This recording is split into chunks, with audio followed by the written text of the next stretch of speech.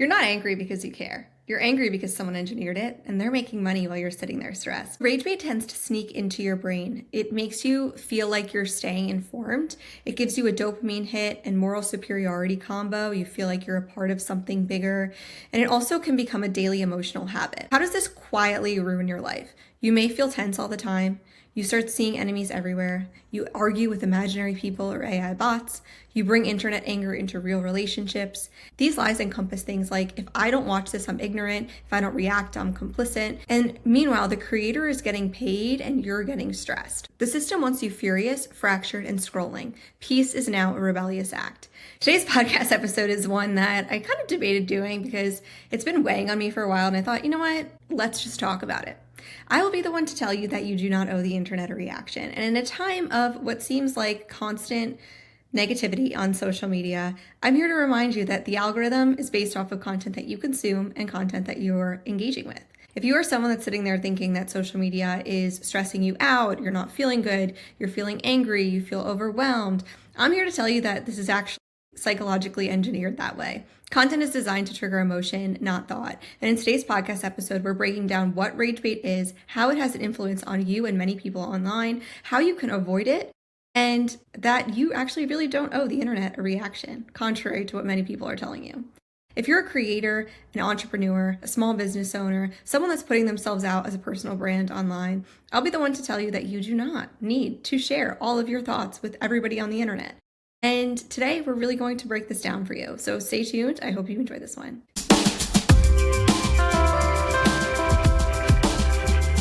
So the first thing we're going to talk about is what rage bait actually is. Rage bait is content that is designed to trigger your emotions, not your thought. So it's outrage, it's comments, it's algorithm boost. These are really the steps that it takes in order for a piece of content to go viral or to trick you or your emotions into feeling something that you probably didn't feel before you opened the app. If a post makes you feel like you need to throw your phone across the room, that was the assignment of the post and you delivered. Taking a look at some psychology here, we can dive into a lot of different areas of this. And I think one that's really important is the negativity bias. So your brain may actually pay attention to threats more than neutral info. So here's an example. If your brain was a raccoon, it's going to ignore the salad and it's going to lunge for the trash. It's going to look for things that would give you either a dopamine rush or make you feel a certain way and really trick your emotions. Another psychology fact is about intermittent reinforcement. Think about a slot machine. So most content may be boring, it may be status quo, it may be the same. Here's an example of, all the feeds right now I feel like are flooded with like Target finds or Walmart Valentine's Day finds. And it's a lot of the same content, so it may seem boring to you. But then occasionally on your feed, you may see something that comes across as infuriating. Something that comes across as outlandish. It's totally thrown you for a loop, but that keeps you scrolling. And if you spend time on that, it's going to show you other content that aligns with that as well. Whether you agree with it or not, you're giving it a reaction. You're not weak, but your nervous system is basically thinking it's being hunted by TikTok and Instagram and all of these things. Now, to dive into this a little bit more, you want to think about how this is affecting you in your real life. You may feel irritated all day. You assume bad intent everywhere. You get pre-mad before anything happens. Rage bait actually trains you to live in reaction mode. It's not enabling you to be proactive, but it's actually just making you easier to control. Tired people and stressed people don't think clearly, and they often react quickly, which is a lot of what we're seeing online. Really, a lot of the times, rage bait and content on social media that you're seeing is heavily created by bots. And a lot of the engagement is also strongly done by bots as well. In a recent podcast episode, I had on a previous social media expert who now really thrives in teaching people how to get offline.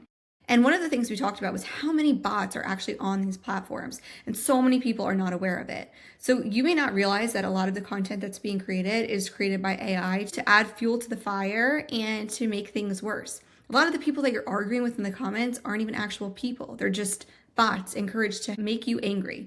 And when you're angry and you're tired and you're not sleeping well because you're overwhelmed about worldly events or things that you have no control over, you don't think clearly. I'm here to tell you that you don't owe anyone a reaction. You don't owe a reply. You don't owe an explanation. You don't owe anybody your energy, and you don't owe anyone your peace.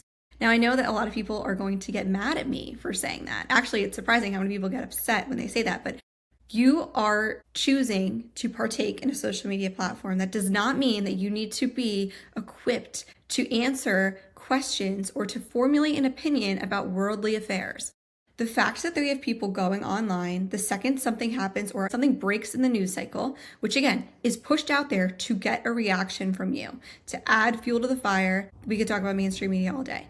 The fact that there are people, grown adults, that say, let me go online and see what someone who I follow, because I like the fact that they go shopping at Target, how they feel about this world event. And if they don't, and I don't get the validation from them that they agree with me and my stance on this, that they now feel mad towards that influencer and they lash out and they make comments because they have a platform. I don't know how this happened, but it seems like a PR stunt gone wrong. Everybody suddenly feels like these influencers and these businesses have to take a stance on global events.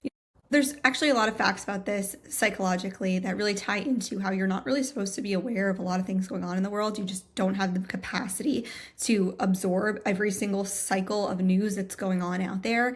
And if you're a creator and you've been sharing content that's not politically charged or not about global events, you do not owe, actually, even if you do, you don't owe a reaction about anything. Social media is something you're opting into to participate in. It's free.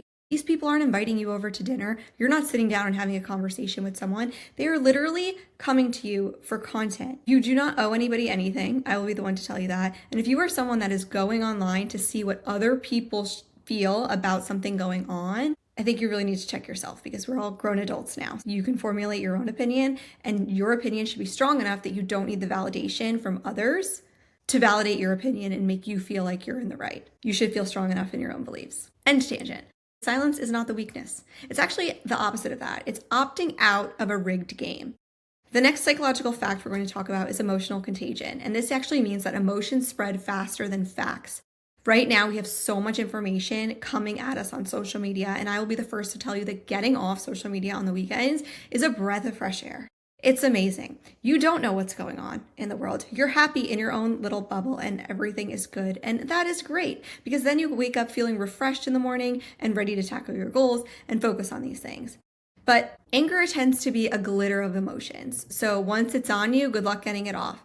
Really try to keep your space positive. You can always opt out of the rigged game if you'd want to, and you could take a step back and think about why you're feeling a certain way. If you're someone that's saying, wow, this is really resonating with me and I have felt so overwhelmed being online, here's how you're going to avoid it and you're not going to contribute. So if you're someone that's saying, I am not a creator, but I just really need to step away from everything that's going on, you can mute keywords instead of people. You could unfollow anything that starts to raise your blood pressure, and you can ask one question before engaging. Does this affect my actual life within the next 24 hours? Is this actually something that I want to participate in the conversation about? Not contributing is important because you're not just quote tweeting someone else's ideas. You're not just partaking for fun. You're not sharing things just to say, can you believe this? So if you wouldn't bring it up at brunch, maybe it's not the best place to amplify it to thousands of people that you do or do not know. The internet survives on your reaction. You survive on your peace. One of those is significantly more important. So this is a little note to you today. I know this kind of sounds like a tangent episode, but I feel like so many people need to hear it. And I think in social media, and as we've kind of evolved in the social media space, it really went from a place where you were sharing photos and thoughts and things with your friends and your family. And now it's become such a viral, nonstop platform with content being pushed out 24/7. So this is your reminder to log off, drink water, pet your cat. Stop letting strangers with Wi-Fi access your nervous system. Take a step back. Think about your goal with your personal brand and where you want to go with your social media profile. Do you want to be seen as somebody that is partaking in the manufactured emotions, or would you prefer to be someone that is focusing on staying in their light and doing what they do best? This is not me saying don't share your opinions or don't share your voice online. This is more so just reassurance if you're someone that definitely doesn't want to do that and wants to keep their space to them for what they want to share about. I will reinforce this once again. You do not owe anyone anything on social media. It is free for them to come and absorb your content, whatever you're producing. So stay positive, take a step back, The internet is constantly surviving off reactions. That is how they keep you on these apps and these algorithms. And rage bait ultimately is really frying people's brains right now. The internet wants you miserable, so let's all do ourselves a favor and not contribute to that.